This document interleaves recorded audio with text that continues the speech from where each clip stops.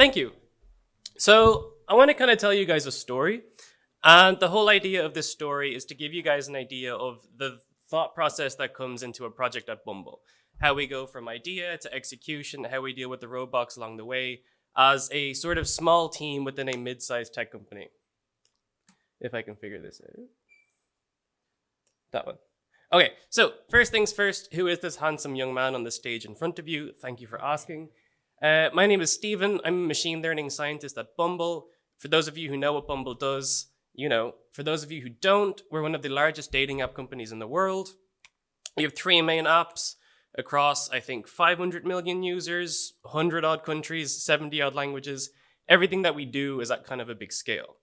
I also sit in the integrity and safety team, so that means dealing with the projects around keeping our members safe while dating, mostly revolving around NLP and computer vision.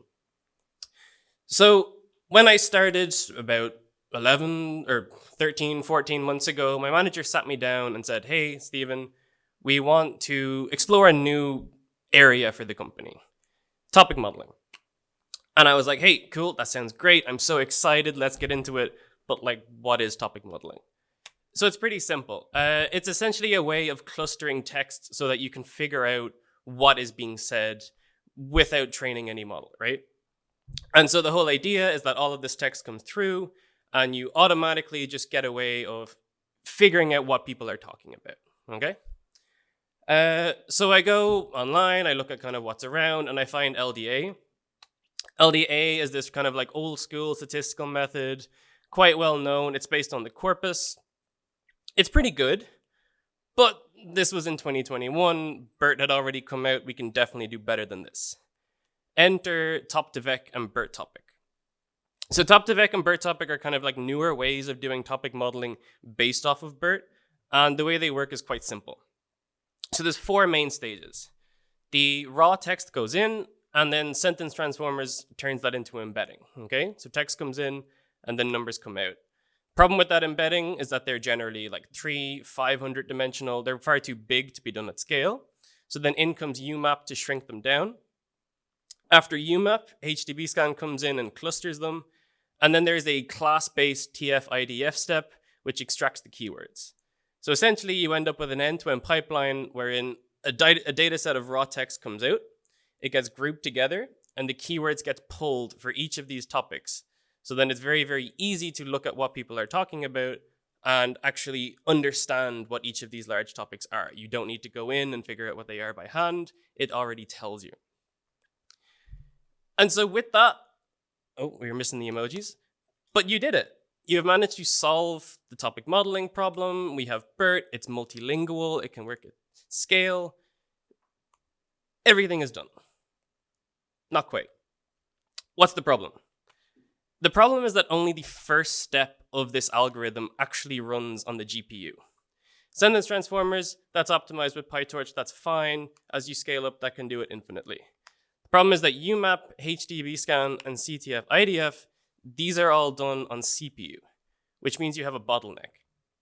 If you are running topic modeling on a data set of 10, 20,000 texts, that's fine. But at Bumble, when we're trying to run it on 500,000, 1 million, 10 million sentences, it ends up getting too slow. So what we find Rapids. And for those of you who've never heard of Rapids, it is a tool developed by NVIDIA. It's kind of a suite of GPU-powered data science frameworks, right? So loads of different algorithms are GPU boosted and thrown in through Rapids, including UMAP and HDB scan. But there's one issue. There was no way to do predictions with HDB scan.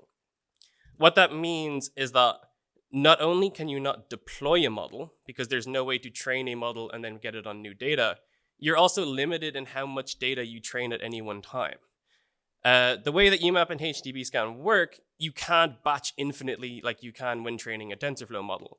You have to put all of your data in at once, which means that you are quite limited by the memory that is in your GPU at the time. So I think, for example, if you're using a 2080, it's somewhere around 500,000 sentences is the max. If you have an A100, it's about 2 million. If you have a data set of 10 million, you can't train on 2 million and then predict on the rest because there was no way to do predictions with HTTP scan. So what do? We build our own.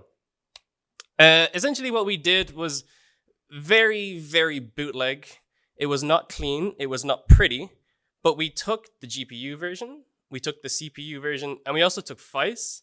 So FICE is sort of a vector search index thing. It's built by Facebook, very, very fast, GPU powered. And if you put all of these three together, you can sort of recreate inference with HTTP scan using these three at GPU speeds. And that's BuzzWords. So with BuzzWords, we're able to build these topic models at massive scales and also very, very quick speeds. When I say it's fast, it is very fast. When compared with vanilla BERT topic, we found that it was about 10 times faster when training and also at inference. So what this means is that we now have the ability to train these massive models. We also have the ability to iterate very, very quickly. So if you have a data set of 150,000 sentences, you build a topic model, but the parameters aren't quite right. If it only takes 30 seconds, that's fine. You can tweak it, run it again, which means that we can get higher quality models. We can get more of them. We can deploy them at massive scales. And this really opens up a whole new world of topic modeling for us. And then as sort of a gift back to the community, we decided to open source it. So BuzzWords right now, it is up on our Bumble Tech GitHub. We also have the Medium article pretty much describing what I've told you guys today. Open source is something that the integrity team at Bumble is really starting to explore. I don't know if you guys have noticed, but we've also released our private image detector AI a while back. It's something that we really want to start doing and sort of contributing to the community because we feel like this is how we make the internet a safer place.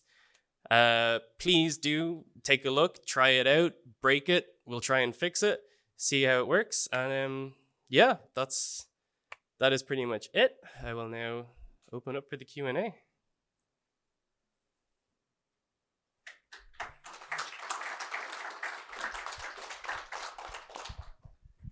Thank you so much for the presentation. I have a question of what is the use case of topic modeling and Bumble?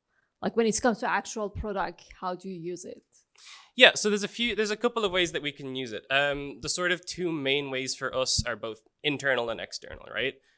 So internal an example would be on user bios, right? The publicly facing user bios on someone's dating app where they talk about things.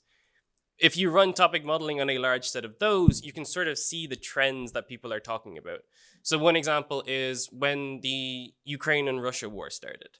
We noticed that there was a big influx of people talking about the Ukraine and Russia war in their bios, and we were able to sort of see the different geographies that focused on it more. You know, we noticed that, of course, in Eastern Europe, there was a much bigger focus on it than in Southeast Asia, for example. And then you can sort of, that's just one example, but then you can sort of use that to see the trends that come up that you might not notice. The other one then is sort of more external, so things like reviews. One big one that we try to use it for is like App Store reviews and Play Store reviews. It's all well and good seeing that your star ratings are like 3 or 4 or 1, but when you use topic modeling, you can actually figure out why without having to hire an army of people who speak all these different languages and have the time to go through all of these reviews and tell you what it is. If you have a data set of 100,000 reviews, you just throw it through BuzzWords and like 2 minutes later, you have at least an idea of what the big topics are. And you can also see over time, have any been worse or better? You know, if we release, let's say there's a big problem on the app. There was a big problem on like the Badoo app that we fixed about, I would say February. And with that, we were able to gauge the impact of it because you would see a fairly consistent amount of topics relating to that problem. And then we fix it and then it goes down. And so with that, then we can sort of quantify, okay, it looks like it worked. It looks like it had a really big impact on our score. This is good. And so that's kind of like the main thing. It's essentially anywhere that you have a large data set of free-form text, you can just throw it at BuzzWords. It's completely unsupervised and it can give you an idea. But yeah, that's like anything from like surveys, App Store reviews, bios, like anything like that is I hope that answers your question. Thanks for your presentation, Stephen. Touched upon a little upon fizz search, the vector search you used. I'm just like a little bit curious, like what operation did it simplify? Oh yeah, so in the original HTB scan inference formula, there is sort of a KD tree search. So all of these kind of so HTB scan is essentially taking the embeddings and clustering them, right? And so all of these embeddings will be thrown into an index, and you're trying to find the closest ones to recreate to sort of figure out which cluster it would go in. With FICE, of course, with the original version, that was just based on the scikit-learn KD tree. FICE was just a one-to-one swap where we could put it in. One thing that I actually forgot to mention, though, is that that whole thing is a little bit outdated. So last October, Rapids finally brought out inference on HTB scan. So we no longer rely on FICE to do that for us. We just take it from QML straight out of the box. But that's sort of what it was. It was just a way of hurrying up that indexing in a way that was GPU powered. Okay, a distance search on a GPU. Yeah. Thanks. No problem. All right, thanks for the presentation. So do you run this topic modeling as needed? So like I asked because HTTP scan requires some hyperparameters, so are you constantly updating those as you're using this tool? Thank you. Yeah, so it kind of depends on, there's sort of two main ways that we use it. And so the parameters that we use change every time because obviously it depends on the size of the data set, the nature of the data set, that kind of thing. When we're doing more ad hoc analyses, so just once off, a stakeholder comes to us and says, hey, we ran a survey, can you tell us the topics?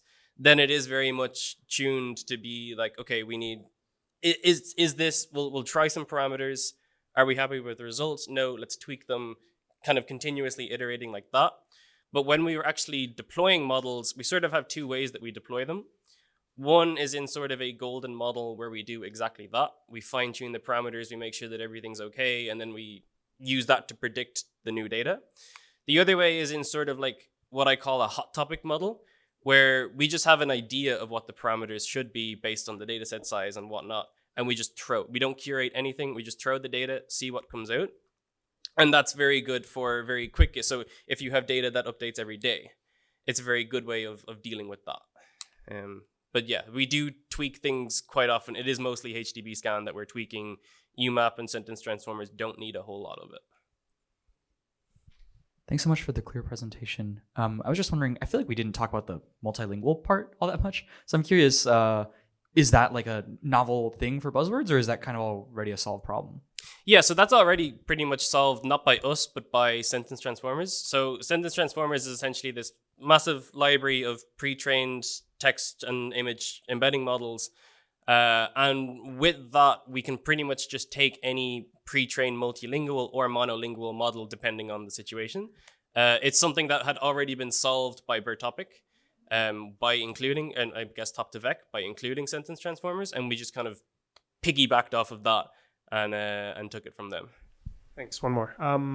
Did you find any issues with specificity when you're building these models? Just because I think sentence transformers, how they're built, it's built on some, I forgot what the data set is, but it's like pre-labeled stuff. So do you find like how the vectors are built, they provide enough specificity for your clustering? Long story short, no. Long story long, we have found that it is very difficult to make it very, very precise. I would not use topic modeling for a classifier, for example. There are better ways of doing that. What topic modeling is good at is just giving you a general overview very quickly of the data, which can then sort of push you in the right direction on where to go. But what we've found in our experiments is that anytime you try to take topic modeling and apply it to a very, very specific question, for example, some stakeholders would come to us and say, hey, can you figure out how much of these people being unhappy is due to this? We can't really do that unless we kind of get a little bit clever with it. But in general, no, it is not a very precise science. But that is sort of, like you say, it's due to the nature of the embeddings. It's also due to the nature of the clustering. It is like quite fuzzy.